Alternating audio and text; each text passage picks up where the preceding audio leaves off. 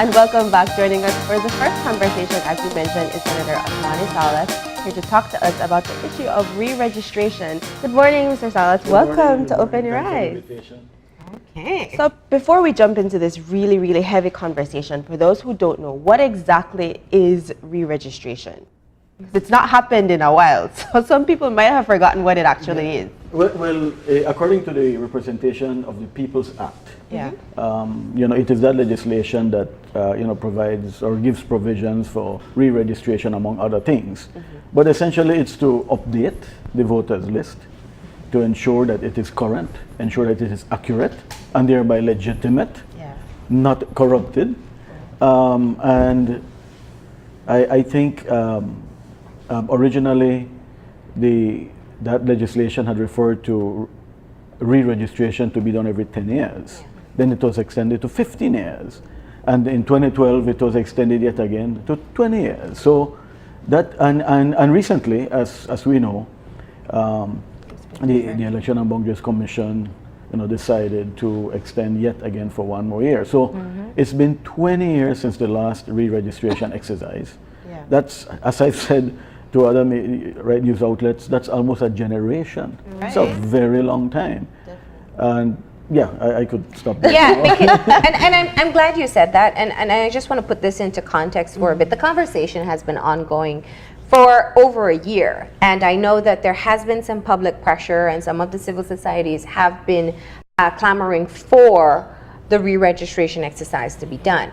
Now, we've had the Prime Minister go on record, and he's spoken about putting it off till after the municipal elections, and that even when we speak about the referendum, that would have to take place after the re-registration. So there is some timeline put in place.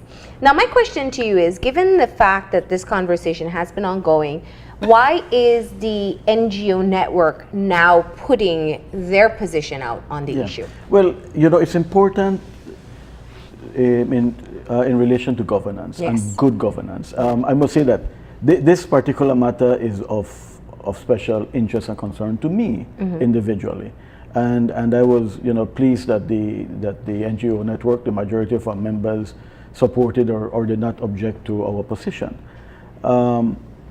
Now, one of the good things that we have going for us in Belize is that we have a political democracy. That has some is supposed to have some key features. Yeah.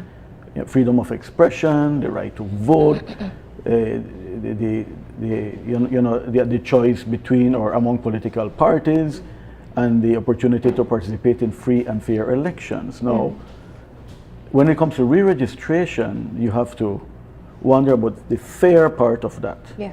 Because if we are to have fair elections, then that means that we need to have a legitimate voters list. Now, that is an essential component ingredient of good governance.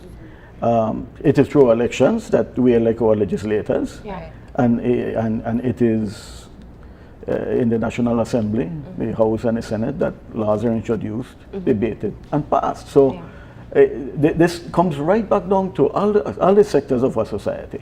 And in our NGO community, we stand for good governance. We stand for transparency and accountability. Definitely. For us, for our NGOs to be declared in good standing, it means that they have to do their annual financial audits. It means that they have to be open with who leads the various organizations, et cetera, et cetera. So, when we, as a community, decided that it's the NGOs in good standing are the ones that will be able to make the major decisions within our network, who represent them in the Senate, what decisions will be made, et cetera, et cetera. We are recognizing the importance of transparency, accountability, responsibility, good governance. And we must do it if we are to call government to task for the same issues. We cannot ask and pressure and demand if we don't have our own house in order, essentially, right? Yeah. And go ahead.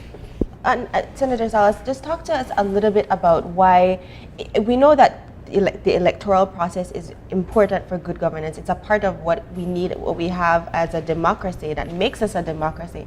But talk to us about the the wiles, I guess, of why this would be really detrimental to, because we know that it's not a very frequently conducted process. It takes sometimes 10, 15 years. So why would it be so detrimental for it to be deferred again? You know, as I said, it's been too long a time. 20 years is too long a time. I was asked about the sustainability of the process, if we can afford it. You know, I think that argument would hold some water if we would be doing it every 10 years maybe. Because that is, for a small, poor country, you know, struggling financially, that might be too short a period.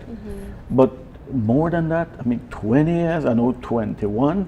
And who knows what could come up next to extend it yet again. So, you know, I must say that I am disappointed that the major political parties have not come out stronger about this issue.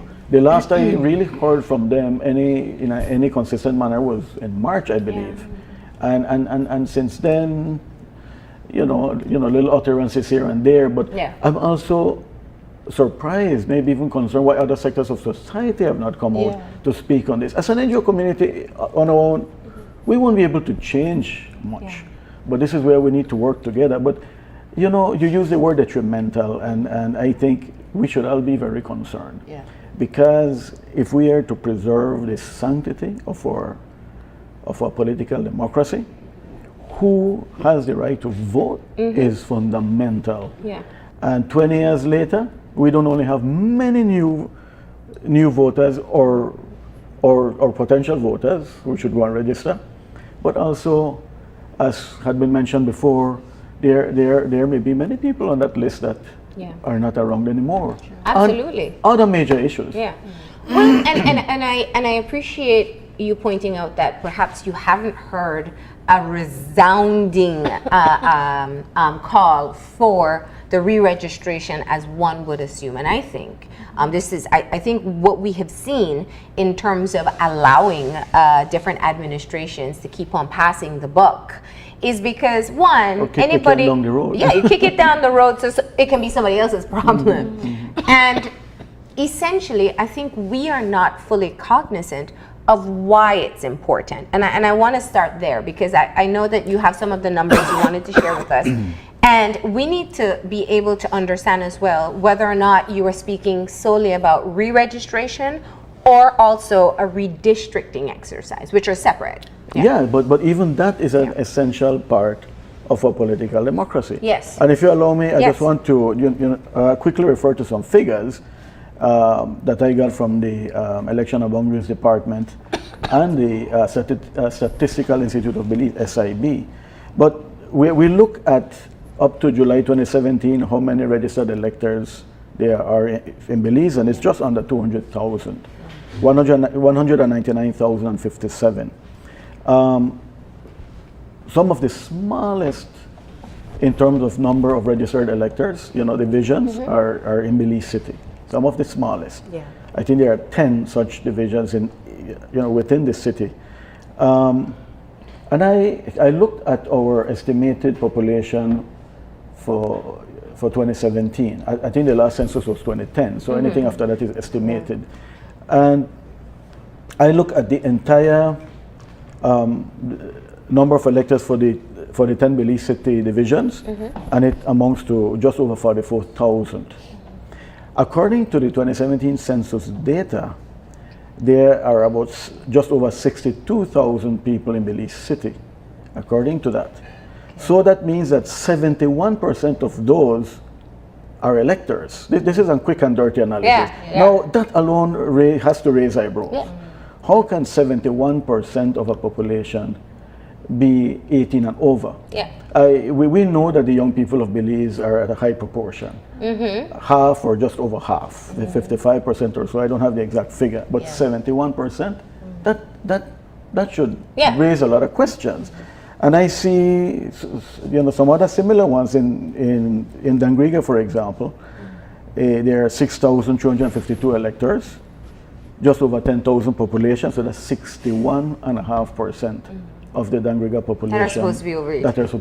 That are supposed to be over 18. And I Knowing wanted what- to go deeper, but it wasn't possible. We need more time for this. Yeah. But it just indicates that something could be very Yeah. wrong. No, or I think you inaccurate with our If voters we're list. talking about almost half the country being of a youth population, then we are clearly seeing something not adding up when it comes to the Right, statistics. right. But Senator Salas, I know and I appreciate your data, and I think any person who logically looks at this particular system and sees that for 20 years we have solely been adding to the voter list and not cross-referencing what has been existing to verify they're still in the right area, to verify they're still alive, to verify they're still living in the country. Right. Then it means that there are obviously there's some cleanup that has to be done. Now, the argument is, of course, that we have an upcoming municipal election, and that to undergo a re-registration exercise at this time, there isn't sufficient time to be able to execute it. We have that, and of course, the usual answer is obviously looking at the financials, right? How will we afford it? Yes. On the municipal elections, the longer we wait, yes, we really won't have time. I mean, it's just over 4 months now. Yeah. So, I guess, right, even those of us who would really want to push for re-registration, we might have to grudgingly accept that we might not be able to do it before the municipal, simply because the time is short. Yes. But when you want to do something, you will find a way. And and the government has shown, and I made such comments in the budget debate back in March. When the government wants to find the money, they know how to do it. They go to the National Assembly and they make a request. And this particular matter is of tremendous national importance. Few things are as important as that. So, whilst it may not have been budgeted this time around, I think that's inexcusable. It should have. It's this program budgeting that we have now. So we should be looking at 3 years down the road. So this should have been considered long ago. Okay, if it wasn't, and I was one of those that criticized the national budget very much, right, very significantly, because that is supposed to be one of our most important national planning exercises, and it wasn't treated as such. With some of my other colleagues, we poked a lot of holes into that budget. So, there were not enough targets, etc., etc. Yeah. According to your release, your suggestion is that we could approve a supplementary budget for the re-registration and this is where I was exercise. trying to lead to with the national budget, debate, that we found out that the year before, over $400 million was approved as supplementary budget, over 400 million. So I don't know if it really takes 20 million to do this. And look, and this is where I want to speak to the voters countrywide. We should not expect that the parties will come pick us up, take us to the election and boundaries office, and take us back home. Right. I understand why the political parties do that, and they will continue doing that. But as Belizeans, as voters, we should do that on our own. We should. It's a sacred right we have. There shouldn't be any. We shouldn't be able to sell We that should be right. proud, We should be proud, exactly, and go on our own. So, I don't know if 20 million is a true figure, even 15 or 10. Who knows? Yeah. And I'm really glad you mentioned that, Senator Salas, because I think that public support of this issue is very important in terms of the fact that we have so many people eligible to vote, even though it's not definitely not the 71%, it's still a significant amount. But when we do have the election times, you see the people who do turn out are the ones who are either really, really politically affiliated or compensated.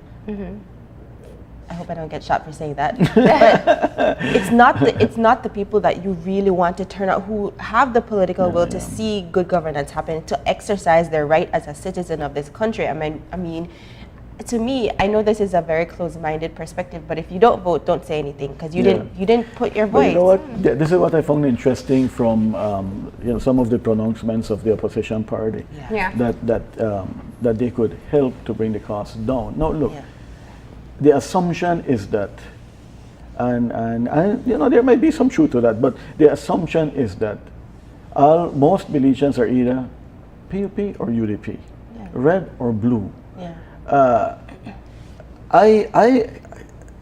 I would want to believe that. I can safely say that's not true. Exactly Yeah. so. There are many as the independent years go thinkers by, in this country. the independent thinkers Yeah. are growing in numbers.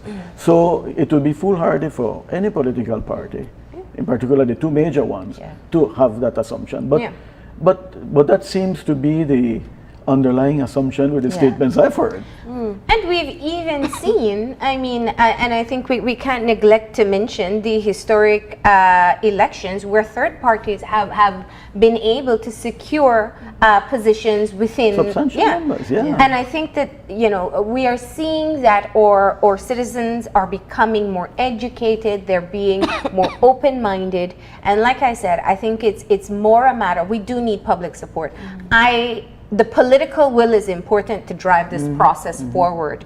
The political will, though, may only be bolstered by people demanding, civil societies demanding that this is important and needs to be done sooner rather than later. And I want to just get in here that when we talk about cleaning up the voters list, in other words, as I mentioned, the criteria before, who's here, who's not here, who's alive, who's not alive, who's legitimately a voter, especially after what we've seen with the inquiry at the Senate with immigration and nationality. And also, can we talk about representation? Because I think that that's one of the areas that, every time we have election coverage, for example, here at the station, it's always a part of the conversation. And we keep on neglecting to think about, whether or not it's fair that one area representative can represent such a small group of persons in a small place, and another is sometimes representing an area and a number of persons 10 times that amount. You're hitting the nail on the head. Let me share with you a particular section of our Belize Constitution, where it says, and this is a function of the Election and Boundaries Commission, it says that each, where is it? He said each electoral division shall have nearly as may be an equal number of persons eligible to vote. It's there in our constitution. So now, when we look at the true figures now, I can point you to Fort George Division, for example, just over 3,000 registered electors. Then you have Stand Creek West with 9,188, three times more. Pickstock, Albert, Mesopotamia, under 4,000.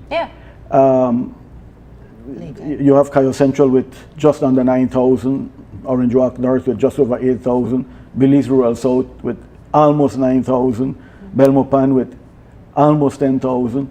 So it's not equal. And our constitution speaks to the need for this to be as equal as possible. So I'll say it for now. We don't need more electoral divisions. No. We don't need more. Now, our constitution says we shouldn't have less than 28. And, we've increased it to 31. I would argue that we need less in Belize City. We need to combine some of them. Now, there's nothing that's, look, smaller countries or countries as small as Belize, has electoral divisions with many more people. Some countries have electoral divisions that have over 100,000 people. So I would be very disappointed and extremely concerned if, somewhere down the road we hear, and I'm already hearing some rumors, if we heard talk about increasing our electoral divisions. No, that is not sustainable. When we talk about because then you're talking ministers, you're talking a salary, you're talking the additional benefits that are that come out of our tax money to pay for these additional persons. Now, it has been long argued that Belize City specifically is very top heavy when it comes to elected officials. Now, I know, obviously, through your work with governance, that you can be able to shed light on how this is really more of a political issue than it is having representation or increased representation in Belize City. It's a matter of, my personal interest and importance concern to me, because what we need is as equal representation as possible. Under our current system, what we have is a first past the post system, winner takes all. So we've had a case where that the political party that was from the government had a lower number of popular votes, right? And so you could argue that in a sense, almost half of the electorate is not, their interests are not represented. So, we inherited the Westminster model. There's nothing to say that we cannot improve on it. Definitely. And I think at some time we will need a discussion on how we can improve that to work for Belize. It's not the time to discuss it now, because I myself have started to read up on it.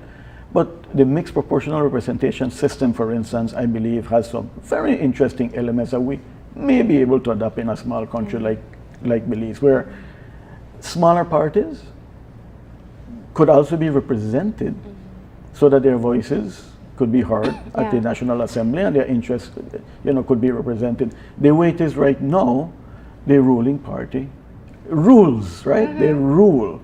And you mentioned top heavy, whichever party is in power under our current system. With the Minister of State system that was introduced, whatever decisions are made in cabinet essentially is what goes through our house. And so then you have to, this discussion can go into so many other directions. Right. You even start to ask about the separation of powers doctrine. So I think these are questions that all of us as Belizeans, voting Belizeans in particular, need to be asking and discussing.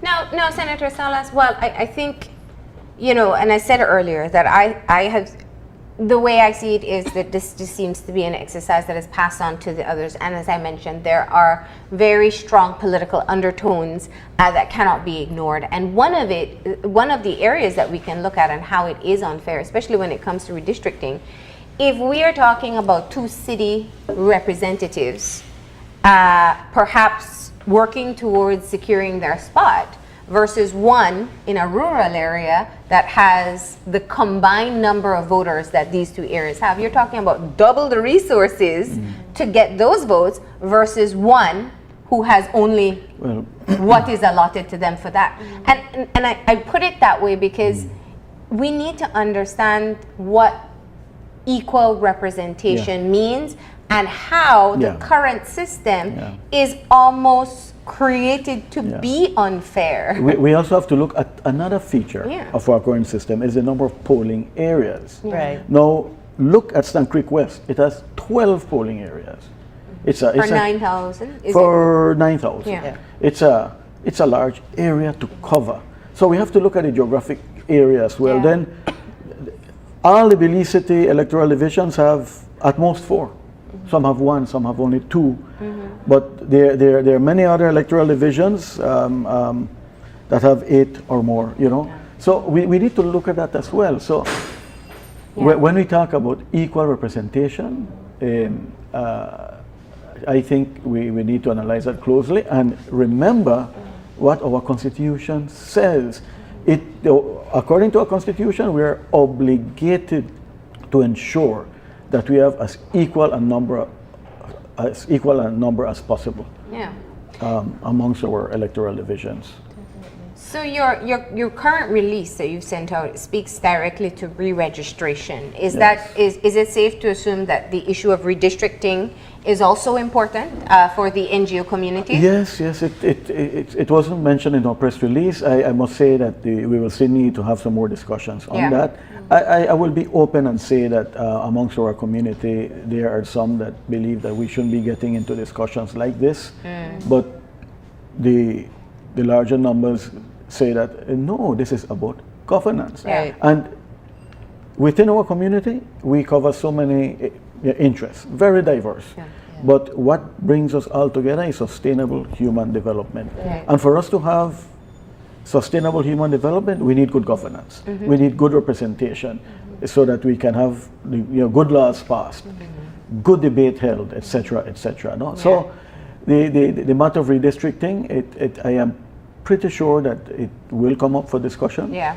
And as you mentioned, the Prime Minister has committed that re-registration should and will occur before redistricting and before the referendum, Yes. right? And obviously before And general after elections. municipal elections. And, but it seems that that's what it will be. Yeah. But speaking for our NGO community, we considered it important to still talk about this. Yes.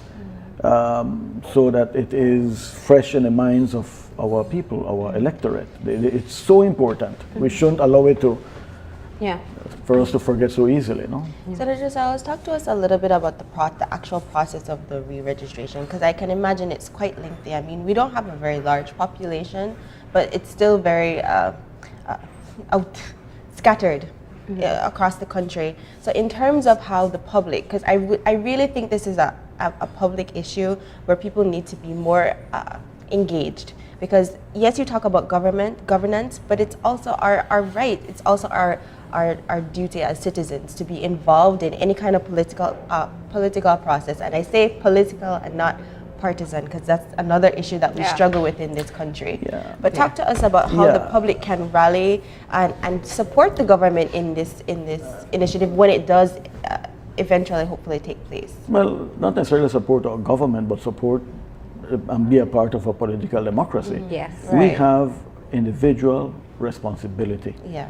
We should not wait for the political parties to come to us to take us to the election and boundaries offices to re-register when that process starts. Yeah. It is our right, it is our sacred duty, it's our obligation. And I think it will be up to us Belizeans to turn that around so that our vote is not for sale. This whole political clientelism needs to stop. And to a great extent, it will be up to us. Yes. Because it behooves the political parties to continue doing it the way they have been doing it. Yeah. In the end, it will be up to us. So our votes should not be for sale. So that means that, to repeat, we should go Yeah. on our own. In some countries that have fought for years to have the right to vote, they would walk miles to get to the office they need to go to register. Miles and miles.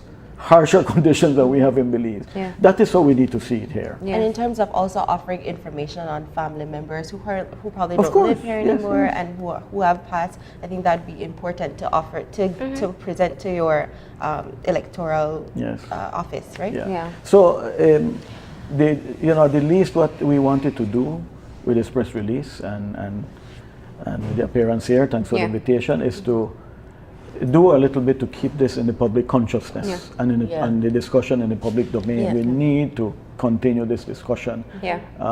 We need to demand what is our constitutional rights in this country.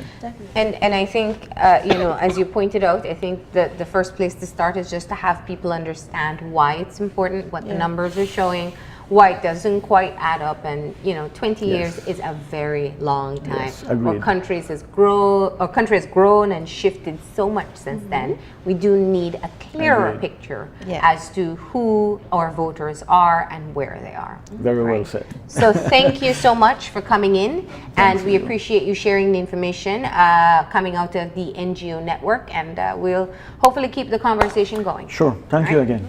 We're going to go ahead and take a break, and when we come back, it's a talk about mindfulness and how it connects to your quality of life. So stay tuned.